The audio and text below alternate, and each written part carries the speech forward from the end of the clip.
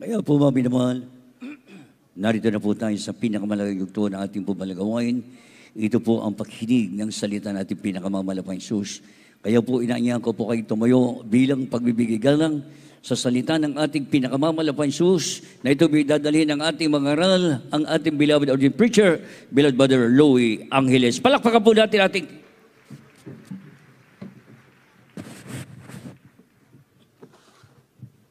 Amen. God bless you po sa ating beloved co-preacher, Brother Paul. Tayo po muna ay manalangin. Opo, dakilat mapagpala mang banal, Diyos na makapangyarihan sa lahat, aming pinakamamahal na Panginoong Isus. Diyos na banayad sa pagkakalit, sa kahabagan, marami pong salamat sa paglangis mo, sa bawat bahagi na iyong balagawa, inatapos na tigit, sa pagkilos mo mainam sa aming kalagitnaan, sa iyong Santong Espiritu na nagbigay sa mga puso, at bagong lahat, sa pangunang panalangin po ng aming ginagawa, mga Pastor, beloved of all Evangelist, Wilder Almeida, and Time Prophet, nato po kami nagpakumbaba, lalo abang lingkod sa aming nagawang pagkukulang, pagkakamali, pagkasala, kabagan mo kami patawarin, lubos-labis po kami nagsisi sa ating mga labi, malapay noon, ikaw po maglagay, makatagal, dapat bikasin, ikaw po aking naasahan, buksan mong pangunawa, kaisipan ng bawat na pagkinig at patuloy na kaming samahan ng iyong kapangyarihan sa pangalan ni Jesus. Unbelief and doubt, Satan cast out, be bound into hell, and be there forever in the name of our dearest Jesus, we pray. Amen and amen. Everybody say, praise the Lord. Una tingit sa lahat, ang pinakamataas na pagpupurit, pasalamat, kalwalhatian, at kadakilaan ay tangi lamang sa ating Diyos na buhay at makapangyarihan, walang iba sa ating pinakamamahal na Panginoong Jesucristo. At ang po'y nagpaabot ng dobling paggalang sa ating pong beloved double evangelist, Wilder Almeida, the end-time prophet of our loving God, at patuloy po ang ating pag-alala kailanman. Hindi natin malilimutan ang mga turo at aral na iniwan ng ating beloved Almastant Pastor, our beloved Mama Dear, at po'y nagpaabot ng paggalang pagbati sa mga beloved children ng ating beloved parents in the Lord, at magandang hapon sa inyo lahat, sa ating pinagpalang mga baguhan, at sa lahat po ng ating viewers sa ating pong live webcast. Ating tatalakayin, mga minamahal, the challenge to serve. Ang sabi nila, ang buhay daw ay very challenging, mga minamahal. Kaya ang ating title, The Challenge to Serve, ang ibig sabihin, ang hamon ng paglilingkod o hamon na paglilingkod. Ang hamon na paglilingkod, the challenge to change. To serve, brother. Basahin po natin, mga minamahal, ng ating teksto. Kindly po sa ating mga beloved Bible readers. The Gospel according to Luke chapter 1, verses 74 and 75. That he would grant unto us, that we, being delivered out of the hand of our enemies, might serve him without fear, in holiness and righteousness before him, all the days of our life. The book of John, chapter 5, verse 28 and verse 29. Marvel not at this, for the hour is coming, in the which all that are in the graves shall hear his voice, and shall come forth, they that have done good unto the resurrection of life, and they that have done evil unto the resurrection of damnation. God bless you po. Kali sa Tagalog po tayo. Lucas Kapitulo 1, versikulos 74 at 75. Na ipinagkaloob sa atin ay yamang nangaligtas sa kamay ng ating mga kaaway, ay paglikuran natin siya na walang takot. Sa kabanalan at katuwiran, sa harapan niya lahat ng ating mga araw. Dito po sa Juan Kapitulo 5, versikulo 28, 29. Huwag niyong ipagilalas ito, sapagkat dumarating ang oras ng lahat na nangasalibingan ay makakarinig ng kanyang tinig. Dito po sa 29. At magsisilabas sa mga nagsisigawa ng mabuti ay sa pagkabuhay na maguli, at sa pagkabuhay ng mga nagsigawa ng masama ay sa pagkabuhay maguli sa paghatol.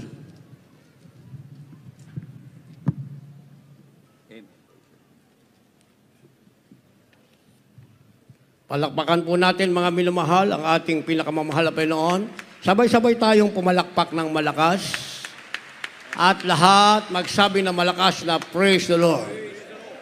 The challenge to serve, ang hamon na paglilingkod.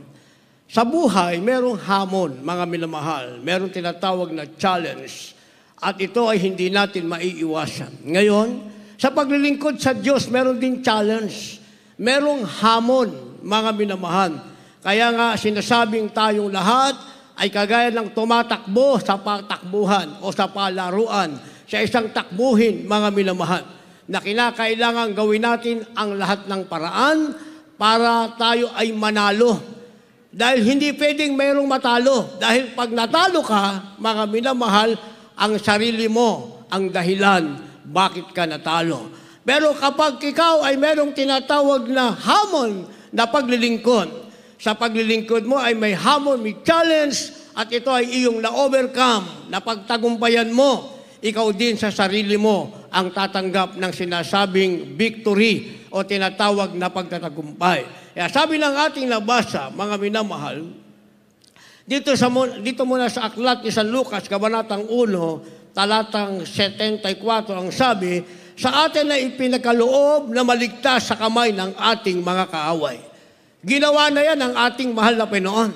Yung kaligtasan natin sa kamay ng kaaway, challenge yan, mga minamahal. Dahil habang nabubuhay ka sa makasalanang sanlibutan, maghahanap ka ng kapayapaan ng buhay mo, ng kasaganahan ng kalusugan, mga minamahal, mahirap mong makamtan yan. Dahil nasa makasalanan kang nasa sanlibutan, mga minamahal. Kaya ang buhay pa lang ay sinasabing challenge na. Ibig sabihin, may hamon na, mga minamahal. Pero ang sabi ng ating nabasa sa verse 74, iniligtas tayo ng Diyos, mga minamahal. Ang sabi, sa kamay ng ating kaaway. At dahil iniligtas tayo ng Diyos sa kamay ng ating kaaway, ang sabi, paglingkuran natin siya ng walang takot.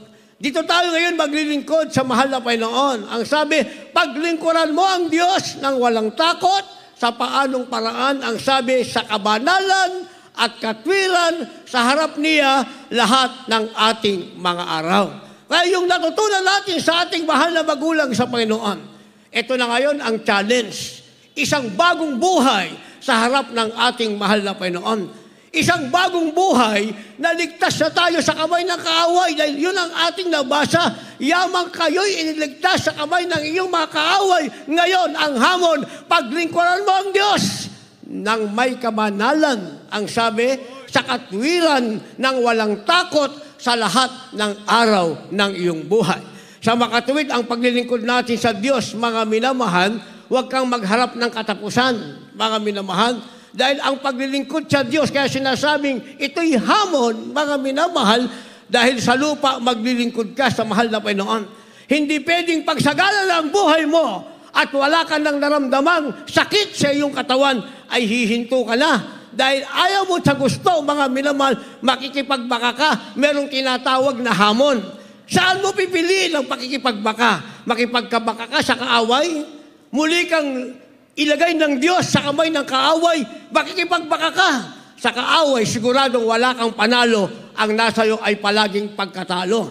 Pero sa kamay ng Diyos, mga minamahal, pinaglingkuran mo ang Diyos, mga minamahal, nang walang takot sa lahat ng araw ng iyong buhay, sa kabanalan at sa katwiran, ang sabi, mga minamahal, sigurado naman ang iyong pagtatagumpay. May challenge, may hamon, pero sigurado ang iyong pagtatagumpay. Bakit? Dahil sinabi ng ating nabasa, iniligtas na tayo ng Diyos sa kamay ng ating mga kaaway. Palakpakan muna natin ang ating mahal na Panginoon. Ngayon, kapag tayo'y natalo, mga minamahal, hindi masarap ang buhay. Kung ikaw ay hindi kumpante sa paglilingkod sa Diyos, mahaba ang bahay-sambahan, kailangan mo mabuhay ng may kabanalan, in and out. Ang ibig sabihin niyan, mga minamahal, yung inner man mo, even the outer man, kinakailangan mabuhay ka ng may kabanalan sa harap ng ating mahal na Panginoon. Yan ay big challenge, mga minamahal. Pag natalo ka, sabi ng ating nabasa sa John chapter 5, verse 28, ang sabi ng 28, huwag kayong manggilalas, sapagkat dumarating ang oras na ang lahat ng nasa libingan ay makarinig ng kanyang tinig. Kung natalo ka sa labanan, hindi ka naging matagumpay at wala ka sa hamon ng paglilingkod, hindi mo challenge ang ating mahal na Panginoon, bakos ibinigay mo ang iyong sarili sa kaaway, pipikit ang mata mo sa lupa. Kung magtagumpay ka man, mga minamahal, nasa hamon ka ng paglilingkod at pinipilit mong paluguran ang ating mahal na Panginoon, pipikit pa rin ang mata mo sa lupa. Kaya lang pagpikit ng mata sa lupa ng tao, maging siya'y masama o mabuti, ang sabi ng banal na kasulatan, may katiyakan ang kanilang patutunguhan sa magkaibang lugar. Ano magkaibang lugar? Ang sabi ng verse 29, matapos marinig ng lahat ng nasa libingan, ibig sabihin lahat ng namatay ang tinig ng Panginoon, ang sabi, at sila'y magsisilabas. Ang nagsagawa ng mabuti ay sa pagkabuhay na magmuli sa buhay, at ang mga nagsagawa ng masama ay sa pagkabuhay na magmuli sa paghaton. So ang ibig sabihin, ang pagpikit ng mata sa lupa ay hindi katapusan ng lahat ng bagay. Lahat magsabi ng praise the Lord. Kaya merong gusto magpakamatay. Ating napakinggan, yung kaninang nagpatotoo, mga minamahal, gusto niya lang magpakamatay. Maging naman abang lingkod, nung ako'y may ketong pa, talagang gustong-gusto ko magpakamatay. Bakit? Yung kasing iniisip ng tao. Kapag ikaw ay sagad na and there's no way for you to escape, mga minamahal, isa lang isipin natin, magpakamatay na lang tayo. Kasi iniisip natin, mga minamahal, ang kamatayan ay kapahingahan. Hindi pala. Sabi ng ating nabasa, mga minamahal, kung namatay kang, ikaw ay gumawa ng mabuti dahil may hamon ka sa paglilingkod at chinalis mo ang ating mahal na Panginoon, pinaglingkuran mo siya ng may katakutan, sa kabanalan, sa katwiran, sa lahat ng araw ng iyong buhay. Ang sabi, kung ikaw ay inabutan ng kamatayan, sa libingan, muli kang babangon at babangon ka sa buhay na magmuli sa pagkabuhay. Yun ang panibago mong buhay, a new life without challenge. Wala nang hamon. Dahil ang panibagong buhay ay sa piling na ng ating pinakamamahal na Panginoong Jesucristo. Ang lahat na naranasan mo sa lupa, sa piling ng Diyos, ay hindi mo na mararanasan pa. At hindi mo paghihinangayangan. Bakit ka naglingkod sa ating mahal na Panginoon? Yung kanina ating mahal na kapatid. Kababautismo lang, mga minamahal, nakaramdam siya ng iba sa kanyang katawan. Yung kaninang pinakita sa ating video, during our testimony portion, mga minamahal. Bagong baptize, instant healing, kalakadaka, pinagaling ng ating pinakamamahal na Yesu Kristo. Maraming nakaranas niyan. Ako nakaranas niyan. Dumalo akong may keto way back 1989. Ako nga, hindi pa ako nababautismohan. Katatapos lang ng gawain. Isa ako sa baguhang tumakbo sa harapan at nagpalehas. Pagkalehas, wala pang bautismo. Pinagaling na ako ng ating mahal na Panginoon. Pero hindi pa yan ang tunay na buhay. Wala pang hamon dyan. Yan ang sinasabing, yawag ililigtas kayo ng Diyos sa kamay ng kaaway. Nang ibig sabihin, yan ay tanda lamang na ikaw ay nasa kamay na ng ating mahal na Panginoon. Kaya mabuting kung pumikit pa lang yung mata, ikaw ay nasa paggawa ng mabuti, ang sabi, didilat ka sa pagkabuhay na magmuli sa piling ng ating mahal na Panginoon. Paano ngayon, mga minamahal? Kung hindi mo na pagtanggupayan ng hamon, pagkatapos mong gumaling, balik ka sa kasalanan ng salimutan. Balik ka sa kawalan ng kabanalan. Balik ka sa kawalan ng katwiran. Binalikan mo ang lahat ng iyong pinanggalingan sa salimutan. Ang sabi, pipikit din naman ang iyong mata. At pag narinig mo ang tinig ng Diyos, muli kang babangon. Pero ang sabi, ikaw ay babangon sa lugar ng paghaton. Ang ibig sabihin, hahatulan ka ng ating mahal na Panginoon. Ikaw ay hahatulan dahil hindi mo na pagtanggumpayan ng hamon na tapat ang nagtagumpay, sila naman ay nasa tinatawag na buhay na magmuli na pagkabuhay sa piling ng ating mahal na Panginoon. Kaya pagkatapos ng tinatawag na challenge to serve, meron tayong tinatawag na spiritual renewal. Spiritual renewal, ang ibig sabihin niyan, spiritual na pagbabago. Hindi tayo mabubuhay, mga minamahal, sa sarili natin. Tapos na ang ating buhay sa sanlibutan ito. Meron na tayong spiritual na pagbabago, sinasabing spiritual renewal. Ito ngayon ang ating buhay sa harap ng ating mahal na Panginoon. Kindly. The second book of the Corinthians, chapter 4, verse 16 and verse 18.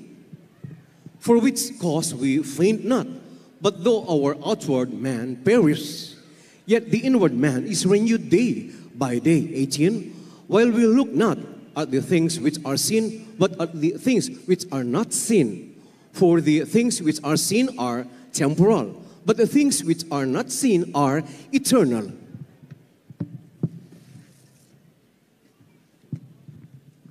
Ang aklat sa ikalawang Korinto, Kapitulo 4, versikulo 16 at 18. Kaya nga hindi kami nangihimagot, bagamat ang aming pagkataong labas ay pahina, ngunit ang aming pagkataong loob ay nababago sa araw-araw.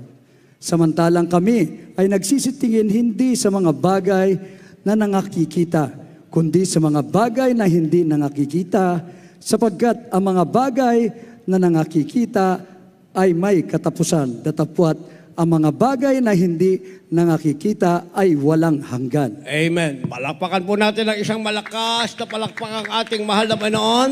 Lahat magsabi ng malakas na praise the Lord.